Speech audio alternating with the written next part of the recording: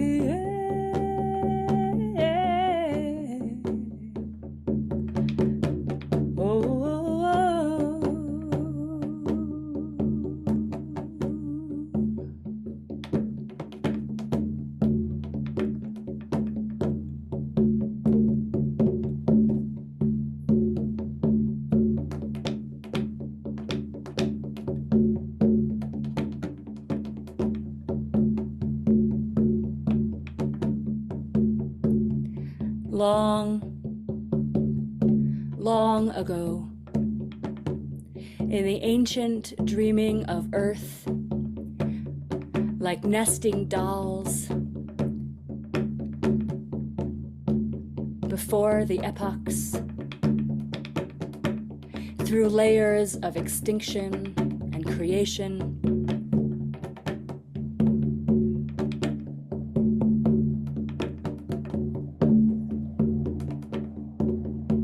there was Gaia. This one we call Earth, child of chaos and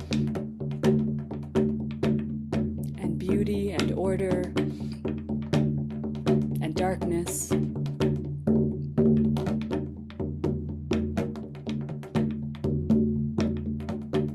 Made of and mother to the four elements of water, earth, air, and fire,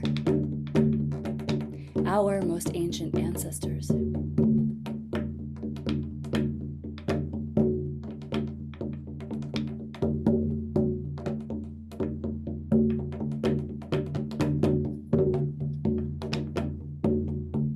And Gaia gave birth to time.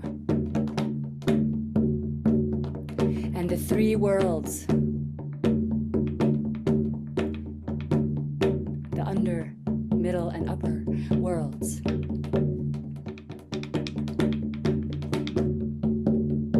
Peopled with tree people and stone people and raven people and wolf people and human people.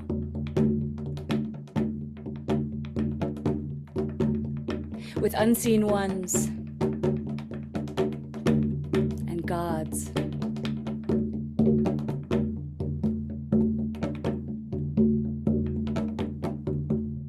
With life and death. Cycles of regeneration. And color and form and formlessness.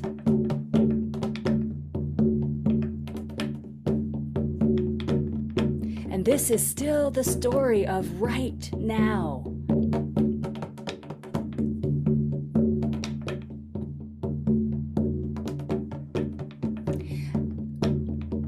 But once upon a time, once upon a deep time, once upon now, and once upon a future time.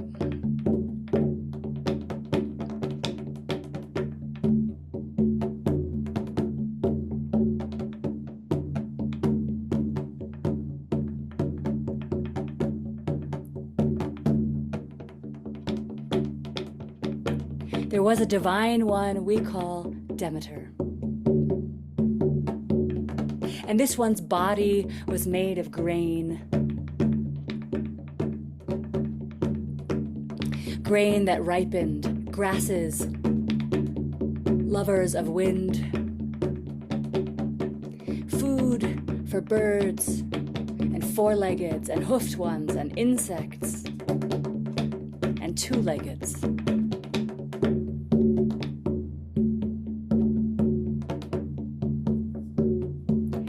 And Demeter's lover was rain.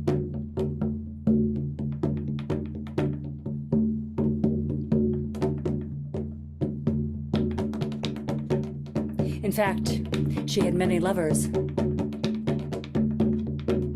And to one of them, with one of them,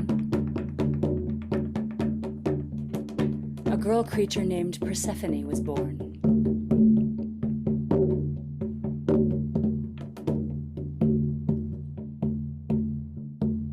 A flower in the fields of grain. And being a single mother, in charge of feeding with her body and blessing and gifts the entire world, really, she was very busy and very tired, as single mothers are. And Persephone was the joy and beauty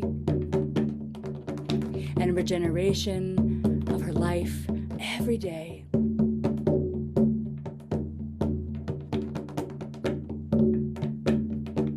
Their play made the world jump up and live.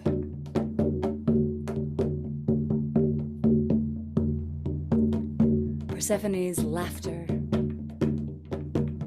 running through the fields, following the streams, befriending the nymphs, singing with the birds, riding on the backs of the deer.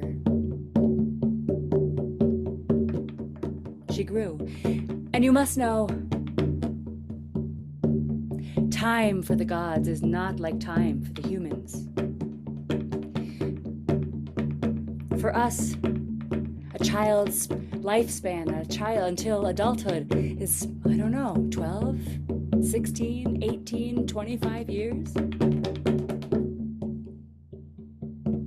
But Persephone lived hundreds of years of childhood.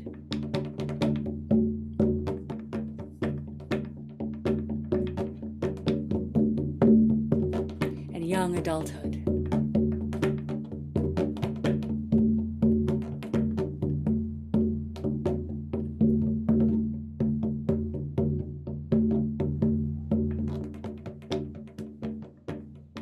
Being a large family, maybe you've heard of Mount Olympus. It was the place where Zeus, a brother of Demeter, was king of all the gods. And there they would have family reunions, gatherings, meetings, parties, court, when one of them had yet again done something to disturb and annoy one of the others.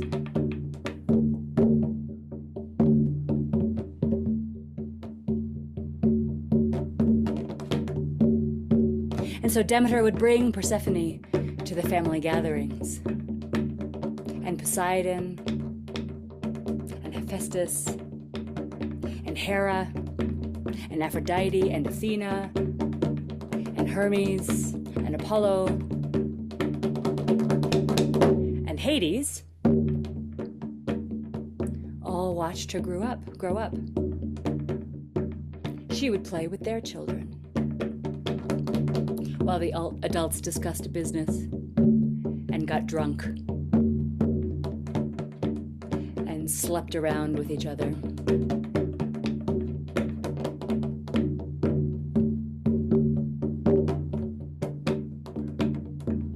And after some hundreds of years, perhaps even thousands, when Persephone grew into womanhood, her birth was so long ago that no one could really remember it anymore, and she was just one of the crowd of Olympus.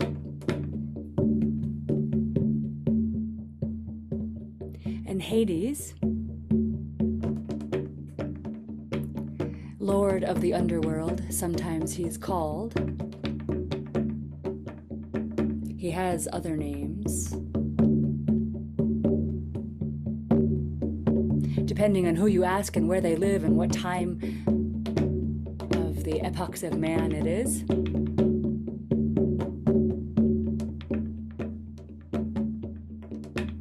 But he began to fall in love with Persephone.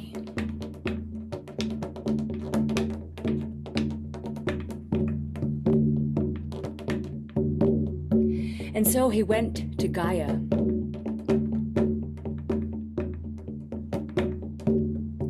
and asked her to create a flower, a never-before-seen flower, with an intoxicating smell as a gift for her.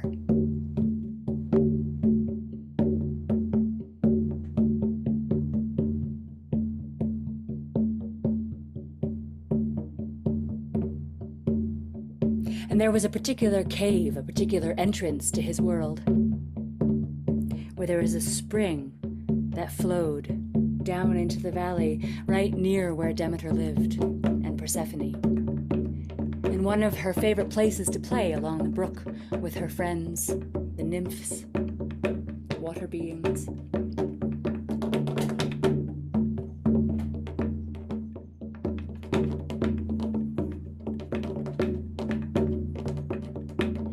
And so, one day, as he was watching her, he planted the narcissus by the place where the spring ran from the mouth of the cave, and the earth was moist and the green grasses were growing. He planted a single narcissus. And as Persephone was playing with her friends, picking flowers, talking the latest gossip from the village about which boys were cute, which girls were cute, who had to be checked out, who was wearing the most beautiful toga that year.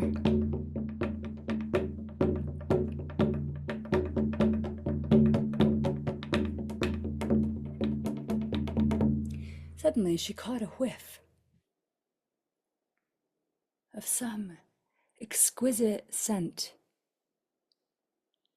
Something she'd never smelled before, that she couldn't get enough of. It was like drinking the most delicious wine. And she followed the scent of this flower upstream.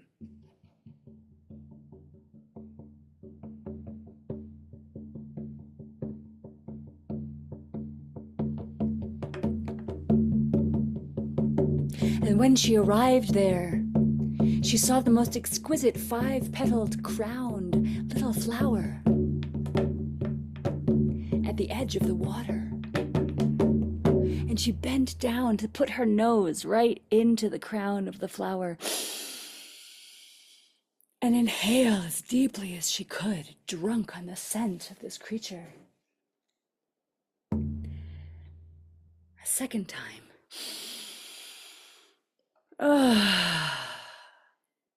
And a third time, deeply inhaling the exquisite scent of this flower. And as she opened her eyes, she saw 2 feet there, standing next to the flower. And she sat back on her heels, and she looked up, and she saw Hades there. And in his one hand, he held a bouquet of narcissus. And his other hand was open, palm up.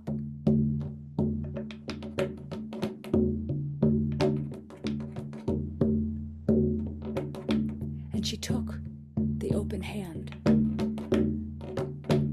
And she took the flowers and held them close to her heart so that she might smell them with every breath.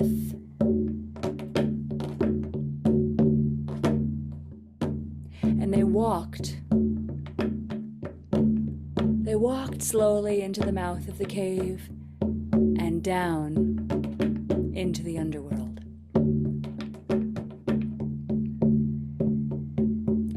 was full of wonders. In the roots of trees hung the stars of that world's night.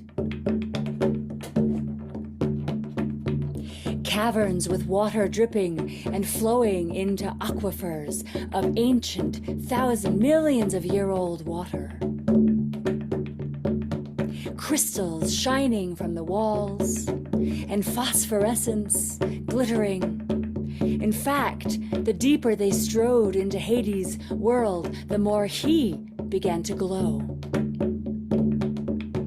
With a blue, soft phosphorescence.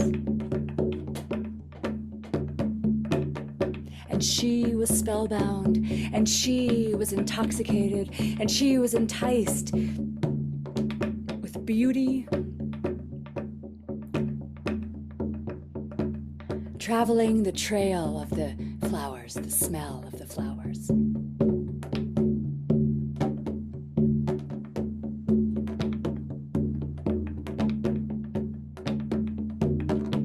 Welcome, Hades said. And if you will have me, all of this will also be yours, and I will make you my queen.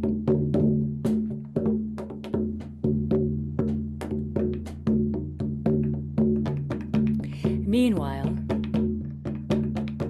topside,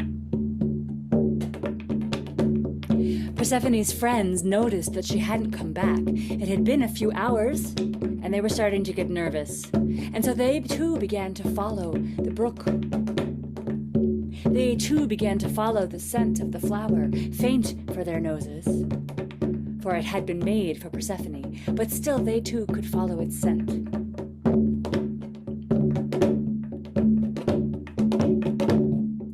And when they arrived at the spring, they saw no trace of her. They saw no footsteps. They smelled and felt no presence of Persephone anywhere. And so they began to look. They began to look in the forest, next to the cave. They began to call her name. Persephone!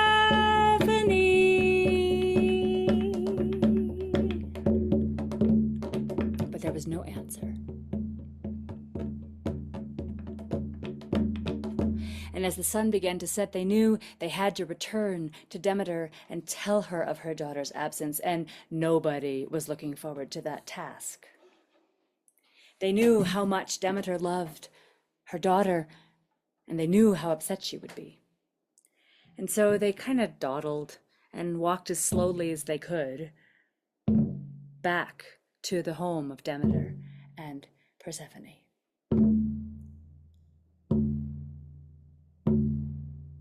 And when they arrived there, Demeter came running out of the house, asking, "Where is she? Have you seen her? She hasn't come home yet. Why is she not with you?"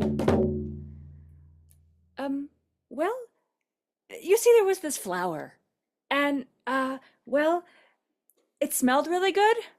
And they told Demeter the story, as much as they could piece together, which wasn't very much. And ultimately, they only could say, "We don't know where she is." "Show me, bring me back to the place where the flower grows," said Demeter. And so the nymphs brought her. And Demeter too began to search, began to call and look for her daughter with her magical eyes and her physical eyes and her heart's, her mother heart's eyes. And nowhere in this world could she find her daughter. And so she sat down next to the flower, hoping against hope that if this was the last spot she was, it might be the first spot she was seen again. And she waited. And she didn't cry. And she sat like stone next to the flower. And she neither ate nor drank. And the flower, bloomed in its fullest, began to wither. The petals became papery and dried out. and hung off the head of the flower. And the seed pod revealed itself, and the stem began to dry out and turn yellow and began to droop. And she sat there, neither eating nor drinking, nor crying, nor tending to the plants, or the animals, or anything at all in this world, as the Narcissus died.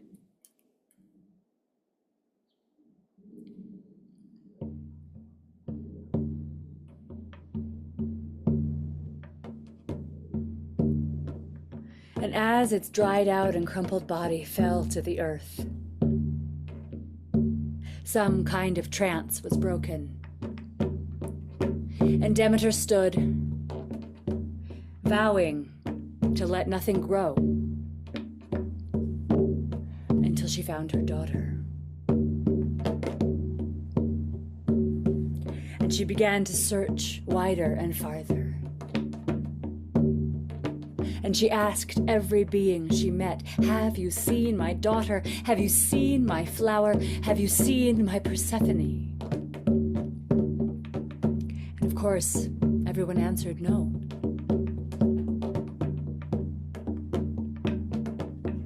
After months of searching, while the land, like the Narcissus, began to wither and dry and turn brown, without making seed, without making food, without being nourished or nourishing, the land began to die. The rains never came. The waters began to dry up. The humans became scared, and the gods became restless. And still Demeter did not cry, and still Demeter did not eat or drink. She found herself next to a fountain in a small town.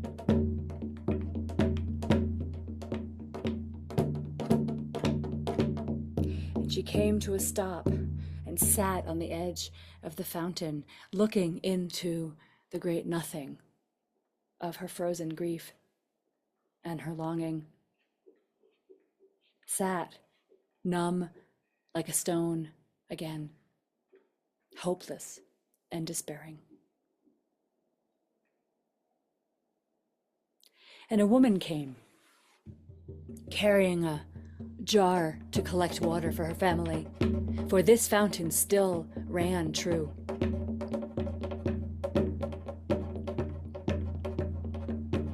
And she saw Demeter without recognizing her. She saw only a woman, a mother, in the depths of grief. And she held out her hand and said to Demeter, "Come with me, sister." And Demeter took her hand, and the woman carried the jar of water in one hand, and Demeter's hand in the other. They walked to her home. Demeter in rags, her hair matted. When they arrived there, the woman said, "Sister, let me wash you. Let me give you new clothes. Let me give you food and some of this water here to drink." And Demeter could not answer, could not even really look at her. Now this woman's name was Baubo, and she was a midwife, and she was a witch, and she wasn't quite a god, and she wasn't quite a human. But she knew the sacred laws and the ancient ways of things, and she knew the remedies and the medicines. And she knew that one of the best and most important medicines for grief that was stuck and frozen when the tears could not come was laughter. And one of the best ways to bring laughter was to break taboo. And so Baubo sidled up to Demeter and started making lewd jokes and bawdy inferences. and finally lifted up her skirts. And out of her under lips, her other mouth, she began to cackle. And Demeter, hearing the sound of the yoni crackle, began to laugh. She couldn't stop herself.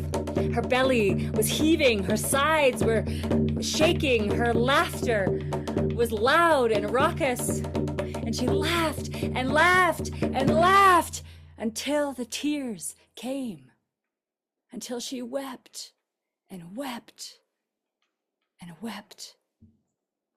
For days she wept, and Baubo held her.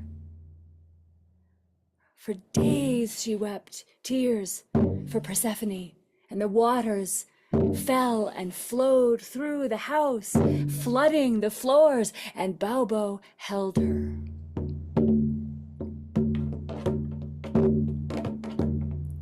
And when her tears had found their natural end, she looked into Baubo's eyes, and she smiled.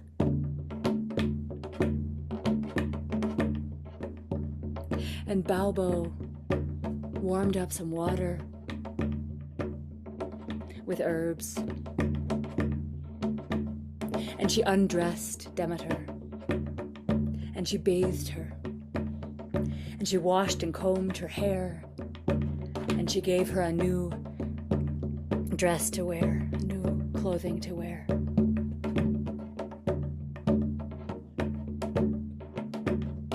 And she made her food from her stores.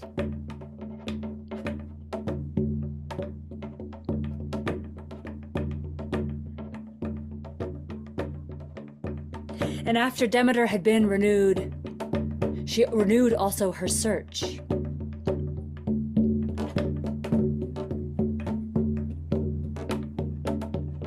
And during all this time, Persephone had become queen of the underworld. And while she wasn't exactly in love with Hades, her heart had certainly warmed and begun to open to him.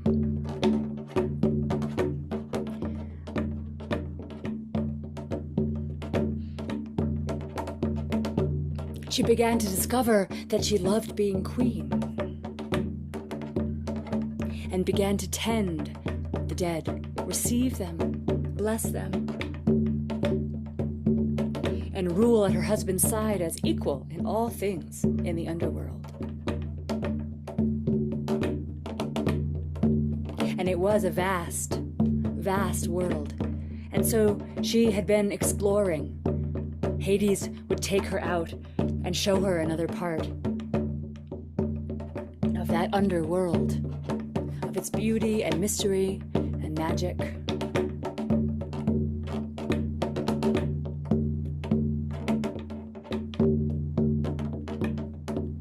And every day she began to trust him more.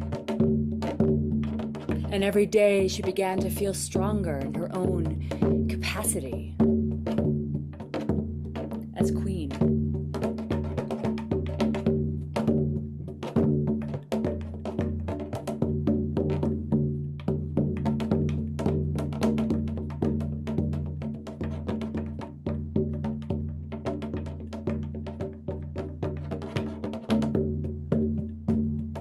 But all the while she missed her mother, of course.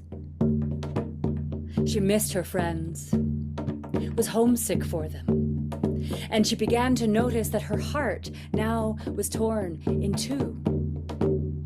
She loved this under place, and she loved the sun-filled place. And so she carried both grief and love and longing and the terrible tension of not knowing what to do.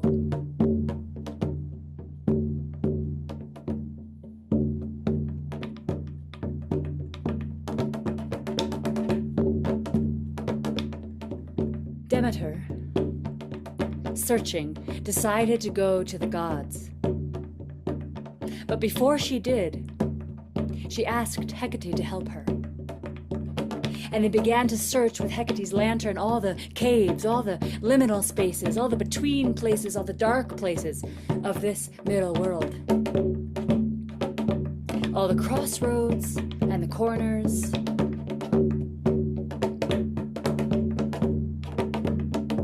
All the portals and threshold places.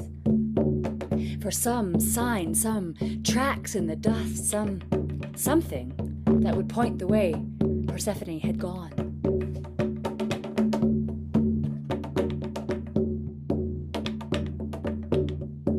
It was as if the earth had swallowed her up, and she was nowhere to be found.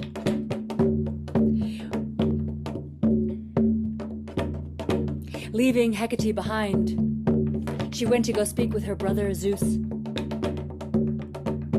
But he played dumb and would give no answer. Returning to Hecate, Hecate said, I don't know why we haven't thought about this before, but why don't we talk with Helios? I mean, his eye is always open, shining down, watching what's happening here on earth. If anyone had seen what happened, it would be him, for he, the eye in the sky we call the sun, sees everything. So that noon, Demeter climbed up the mountain where Helios made his lunchtime rest for an hour or two. And she waited for him there. And she brought him gifts of delicious things to eat for lunch. And she spoke to him kindly and sweetly, keeping her anxiousness, her grief, and her rage in check. Just. And when she asked him, Helios could not lie. And he said, yes, of course I saw what happened. Really, you could have come to me earlier. It's been months, and everything's dying. We could have really, solved this whole problem much earlier. Hades took her. Right there at the cave. In fact, right close to where you live. It's one of his main entrances to the underworld. Didn't you know? Upon hearing this, that her brother Hades had stolen her daughter, Demeter flew into a red-hot rage.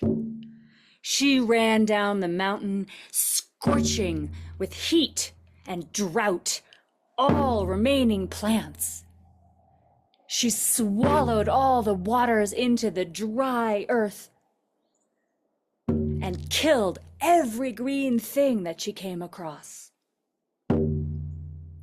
Shrieking in rage, screaming Hades' name and threatening murder, she went to the cave where the narcissus had grown, the cave that she had sat at for weeks.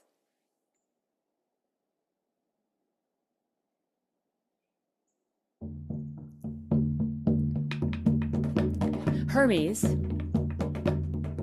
being crafty and trickstery and having winged sandals, heard what Helios said to Demeter and thought to warn Hades and Persephone. And so, really quickly, with his winged sandals, he went down into the underworld and told Hades, Demeter knows it was you, and she's coming, and she's not happy. Hades knew he didn't have much time. He loved Persephone and wanted to keep her with him. And so he went to the middle world and gathered the fruit, the ripest fruit of the pomegranate that he could find, and brought it down into the underworld as love gift for his wife. And he presented Persephone something of her world, some fruit that in the hottest times, in the driest times, is the most juicy and the most ripe, and the most filled with the red, ruby jeweled liquid.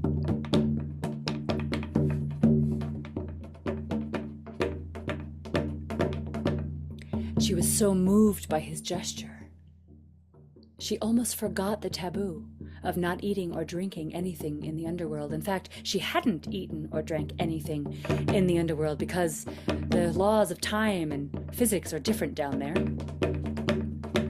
So she hadn't really needed to. And she cracked open the pomegranate, her most favorite fruit, and she ate 6 seeds before she remembered.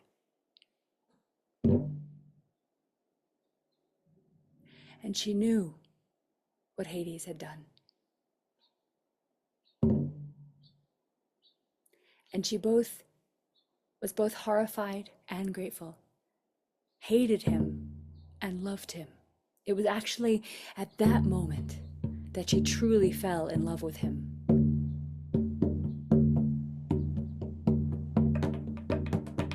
Even though it was also the moment of the greatest betrayal. For without asking her, he had trapped her there, even though she would have stayed.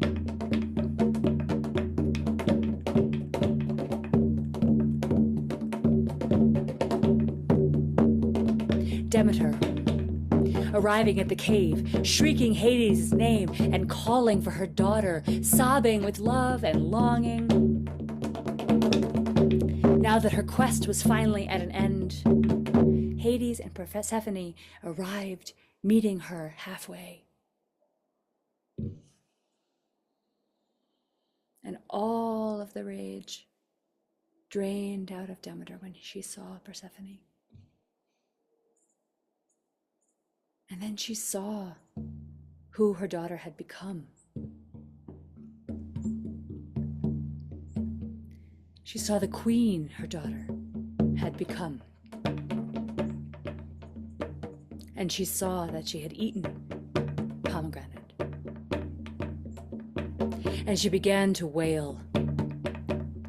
The despair of her quest finally being over and her daughter finally lost to her forever.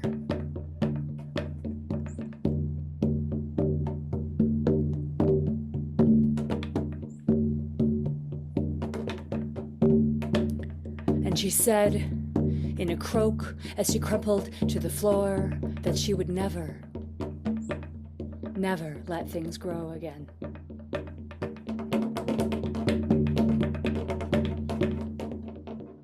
And Persephone, knowing it would be the death of her world, or the death of the world she came from, the death of the world of her mother and her friends and her people, said to her mother, "Let us go," and said to Hades, "Let us go to Zeus and see what we might do." And so the 3 of them traveled to Mount Olympus for audience with Zeus.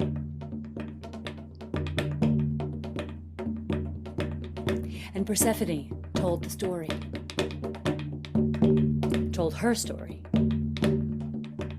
And Demeter told her story, and Hades told his story.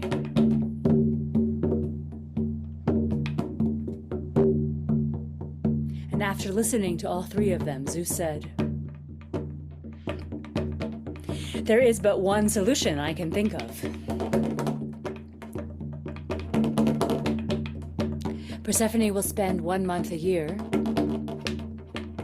1 for each of the seeds she ate, down in the underworld as queen, at Hades' side. And she will spend the other 6 months in the sun world with her mother. And the vow that Demeter made could only be softened, but not revoked. And so she said, and in those months when Persephone is with me, life will grow, rains will come, water will flow, and the grains will ripen to feed the animals, the insects, the 4-leggeds, the 2-leggeds, the winged ones.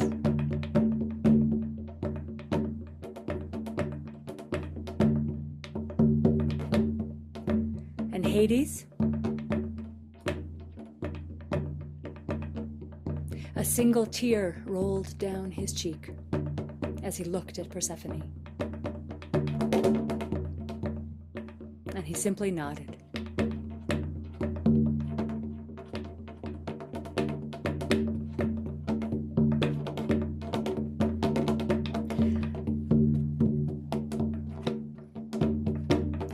that, my friends, is only the beginning of the story.